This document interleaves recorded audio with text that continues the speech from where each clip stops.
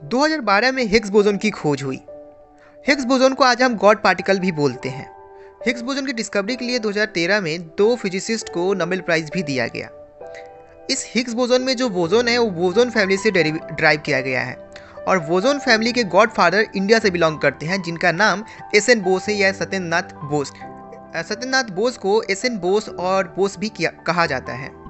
सत्येंद्रनाथ की एक single paper ने उनके लाइफ को कम्प्लीटली चेंज कर दिया था, उन्हें जीरो से हीरो तक पहुंचा दिया था और वही सिंगल पेपर फिजिक्स के अंदर एक कम्प्लीटली दो न्यूअर ब्रांच को जन्म दिया, क्वांटम स्टैटिक्स और condensed matter physics. S N Bose एक ऐसे इंसान थे जिनके नाम के ऊपर एक सब एटॉमिक पार्टिकल का नाम भी रखा गया जिसे बोसोन कहा गया और आगे चलकर इनके स्टैटिक्स को यूज करके हिग्स फील्ड का भी खोज किया गया, डिस्कवर किया गया। और हिग्स फील्ड एक ऐसा फील्ड होता है जिसके कारण जितने भी वर्ल्ड में मैटर है या फिर एटम है, इलेक्ट्रॉन, प्रोटॉन, जितने भी सब एटॉमिक पार्टिकल और एलिमेंट है, सभी को मास हिग्स फील्ड से ही मिलती है। क्योंकि 1 जनवरी का उनका जन्म हुआ था, सो आज इस वीडियो के जरिए हम उन्हें सेलिब्रेट कर रहे हैं। एस एन बोस का जन्म 1 जनवरी 1894 को कोलकाता के नाडिया डिस्ट्रिक्ट में हुआ था। उनका यह विलेज फेमस था कल्चर, म्यूजिक और हेरिटेज के नज़र से। और शायद यही रीज़न था कि आगे चलकर एस एन बोस को म्यूजिक से बहुत ज़्यादा लगाव हो पाया था। बात तब की है जब कोलकाता शहर मेट्रोपॉलिटन सिटी में कन्वर्ट हो रहा था। वो अपने पेरेंट के सबसे एल्डेस्ट सन थे और उनकी 6 सिस्टर थी और कोई भी ब्रदर नहीं था। अगर बात करें उनके फादर की, तो फादर का नाम सुरेंद्रनाथ बोस था। एस एन बोस ने अपनी प्राइमरी स्कूलिंग लोकल स्कूल से किया, लेकिन इस लोकल स्कूल की भी खासियत थी क्योंकि इसी लोकल स्कूल में रविन्द्रनाथ ठाकुर भी स्टे किया करते थे। इसके बाद लगभग 3-4 स्कूल चेंज करने के बाद फाइनली वो हिंदू स्कूल में एडमिट हुए और हिंदू स्कूल उनके लिए एक लॉन्च पैड बना, क्योंकि इस स्कूल में वो बहुत से ऐसे लेक्चर अटेंड किए थे मैथमेटिक्स के ऊपर जो उनके माइंड को इनोवेट किया था। और ये वही स्कूल था जहाँ पे हमें एक एक्स्ट्रा ऑर्डिनरी फैक्ट देखने को मिला। बात है 1906 की, जब एस एन बोस अपने हायर स्कूल में पढ़ाई कर रहे थे तो हिंदू स्कूल के एक टीचर ने उन्हें एग्जामिनेशन में 110 आउट ऑफ 100 मार्क्स दिया था।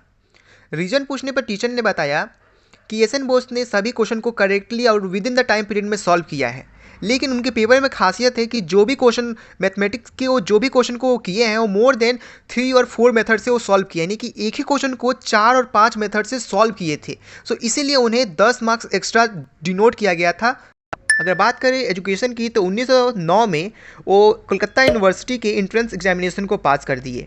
1911 में इंटरमीडिएट एग्जामिनेशन को पास कर दिया जिसे इंटर बोला जाता है और 1913 में बीएससी डिग्री भी पास कर लिए और बीएससी के हर एक सब्जेक्ट के अंदर 100 आउट ऑफ 100 मार्क्स अटेंड किए थे, जो अपने आप में एक हिस्ट्री क्रिएट कर दिया था। लेकिन एक और हिस्ट्री क्रिएट होने वाला था एमएससी के अंदर। वो कलकत्ता यूनिवर्सिटी से ही अपना एमएससी कंप्लीट किए और एमएससी में अपना एक टॉपिक चूज किए थे मैथमेटिकल फिजिक्स। 1916 में कलकत्ता यूनिवर्सिटी से अपना एमएससी कंप्लीट करते ही वो पूरे बंगाल के अंदर एक हिस्ट्री क्रिएट कर दिए, क्योंकि बोस ने 92% टोटल मार्क्स गेन किया था और आज से पहले पूरे बंगाल के अंदर इतने हाईएस्ट मार्क्स कोई बच्चा गेन नहीं कर पाया था। इसी कारण एमएससी ख़त्म होते ही वो कॉलेज ज्वाइन कर लिए एज ए रिसर्च स्कॉलर।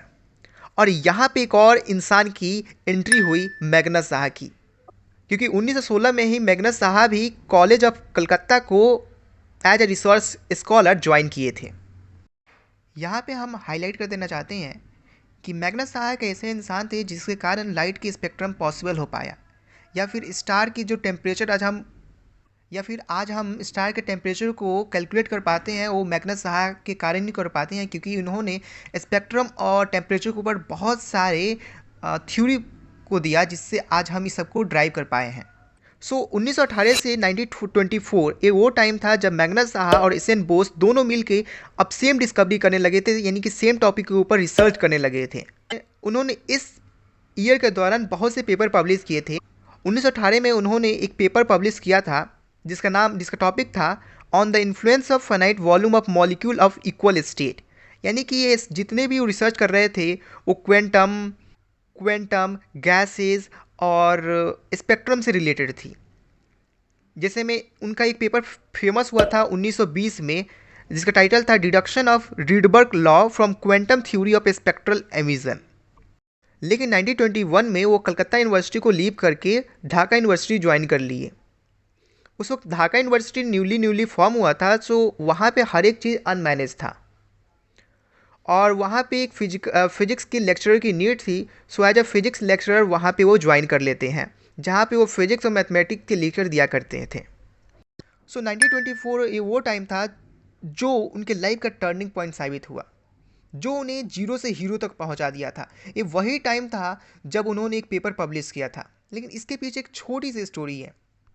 एक दिन रेडिएशन लॉ के ऊपर लेक्चर देते हुए उन्होंने नोटिस किया कि सब एटॉमिक पार्टिकल के लिए, यानी कि माइक्रोस्कोपिक पार्टिकल के लिए, हम मैक्सवेल डिस्ट्रीब्यूशन कर्व का यूज करते हैं और मैक्सवेल डिस्ट्रीब्यूशन कर्व स्मूथ है। लेकिन अगर इसे हम हाइजेनबर्ग अनसर्टेनिटी प्रिंसिपल का यूज करें तो एक शार्प कर्व देखने को मिलता है, यानी कि शार्प टर्न देखने को मिलता है, बहुत सारे फ्लक्चुएशन देखने को मिलता है मैक्सवेल डिस्ट्रीब्यूशन कर्व में। यहाँ से वो नोटिस किए कि ऐसा जरूर कोई स्पेस है या फिर कोई एक पार्टिकल है जो डिस्टर्बेंस को कॉज कर पा रहा है। तो इस इंसिडेंट को वो मैग्नस हां से डिस्कस किए। फिर फाइनली वो एक आर्टिकल पब्लिश किए। फिर फाइनली उन्होंने एक आर्टिकल लिखा with the name planks law and hypothesis of light quanta, जिसमें वो एक हाइपोथेटिकल फेज स्पेस को एज्यूम किए और फेज का जो वॉल्यूम था वो एच क्यूब था, यानी कि प्लैंक कांस्टेंट का होल क्यूब। यानी कि इस स्पेस के अंदर कोई एक पार्टिकल एग्जिस्ट करता होगा जो इस डिस्टर्बेंस को कॉज कर रहा है या फिर फ्लक्चुएशन कॉज कर रहा है, जिसे हम मैक्सवेल डिस्ट्रीब्यूशन के कर्व में देख सकते हैं। लेकिन इस पेपर को पब्लिश कराने के लिए वो इंग्लैंड के एक जर्नल में, फिजिक्स जर्नल में वो सेंड करते हैं, लेकिन उस जर्नल इंग्लैंड का वो फिजिक्स जर्नल इस पेपर को पब्लिश करने से मना कर देता है। वो बंगाल में भी इसे पब्लिश कराने की कोशिश करते हैं लेकिन पब्लिश नहीं हो पाता है। फिर फाइनली वो इस आर्टिकल को आइंस्टाइन को भेज देते हैं और साथ ही साथ एक लेटर अटैच करते हैं जिसमें वो लिखते हैं, रिस्पेक्टेड सर, मैं आपके वर्क को बहुत ध्यान से देखा हूँ और मैं चाहता हूँ कि आप इस लेटर को जर्मन के एक जर्नल में पब्लिश कराएं। वैसे तो मैं आपके लिए स्ट्रेंजर हूँ, मगर एक टाइम था जब मैं आपके जनरल रिलेटिविटी थ्योरम को जर्मन से इंग्लिश लैंग्वेज में चेंज किया था।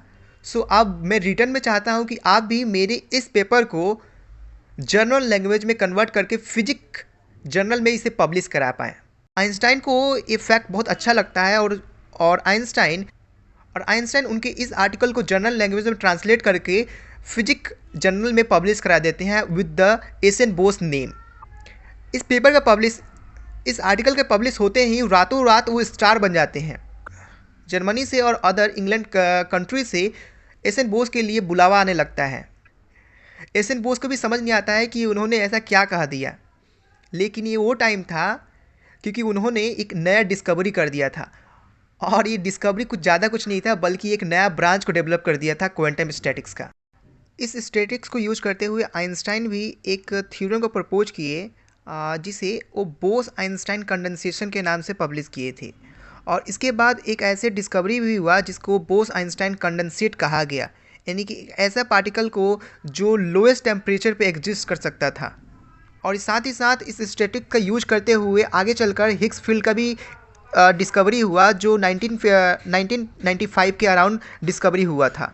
और आज तक हिग्स बोसॉन से रिलेटेड या फिर हिग्स फील्ड से रिलेटेड बहुत सारे नोबेल प्राइज़ दिया जा चुका है। 2001 में भी दिया गया था, 2013 में भी दिया गया है नोबेल प्राइज़, लेकिन आज तक इसके फाउंडर जो एस.एन. बोस है उन्हें अभी तक नोबेल प्राइज़ नहीं मिला है।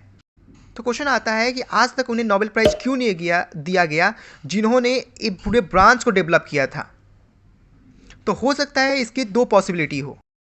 इसका एक पॉसिबल आंसर हो सकता है कि शायद एस.एन. बोस इंडिया से बिलोंग करते थे और उस वक्त इंडिया के रिसर्चर को उतना वैल्यूएबल नहीं माना जाता था। तो शायद ये रीज़न हो सकता है, क्योंकि अगर हम ध्यान से देखें उनके लेटर लाइफ को तो हमें मालूम चलता है कि 1924 में जब उनका पेपर बहुत ज़्यादा फेमस हो गया था तो उसके बाद वो इंग्लैंड 2 साल के लिए इंग्लैंड चले गए थे, जहाँ पे वो ग्रेटेस्ट माइंड्स के साथ वर्क किए थे। वो 2 साल के अंदर madam Curie, de Broglie, Einstein के साथ बहुत सारे रिसर्च वर्क में पार्टिसिपेट किए थे और बहुत सारी चीज़ सीखे थे। फिर 1926 में वो इंडिया जाते हैं और ढाका यूनिवर्सिटी के अंदर एज अ प्रोफेसर ज्वाइन कर लेते हैं और 1926 से 1974 यानी कि मरने तक वो एक भी पेपर पब्लिश नहीं करते हैं। और शायद यही रीज़न बना होगा कि नोबेल प्राइज़ कमेटी को लगा होगा कि शायद देना उचित ना होगा। हालांकि 1926 से 1974 के बीच में वो बहुत सारे रिसर्च वर्क किए जरूर थे, लेकिन वो उसे पब्लिश नहीं करा पाए थे। दूसरा पॉसिबल आंसर हो सकता है कि वो शायद वो एलिजिबल नहीं थे, क्योंकि वो अभी तक सिर्फ एमएससी ही कंप्लीट किए थे। वो कभी पीएचडी कंप्लीट किए ही नहीं। लगभग उनके पास 50 साल था जिसके बीच में वो पीएचडी कंप्लीट कर सकते थे, लेकिन उन्होंने कभी पीएचडी कंप्लीट नहीं किया। अगर हम आइंस्टाइन को भी देखें तो आइंस्टाइन को थ्योरी ऑफ रिलेटिविटी के लिए नोबेल प्राइज़ नहीं दिया गया था, क्योंकि आप सभी जानते हैं कि थोड़ी सी तो पॉलिटिक्स होती ही है। फिर फाइनली 1921 में उन्हें आइंस्टाइन को भी फोटो इलेक्ट्रिक इफेक्ट के लिए नोबेल प्राइज़ दिया गया था। सो इससे हम समझ सकते हैं कि किसी रिसर्चर को अगर नोबेल प्राइज़ चाहिए तो उसे थोड़ी थोड़ी मतलब कि टाइम इंटरवल के अंदर कुछ बड़े बड़े डिस्कवरी करना पड़ेगा, तभी जाके उसे नोबेल प्राइज़ मिल सकता है। तो शायद यही रीज़न था जिसके कारण उन्हें नोबेल प्राइज़ नहीं दिया गया। सो आज के लिए इतना ही। मिलते हैं नेक्स्ट वीडियो में एक नई स्टोरी के साथ।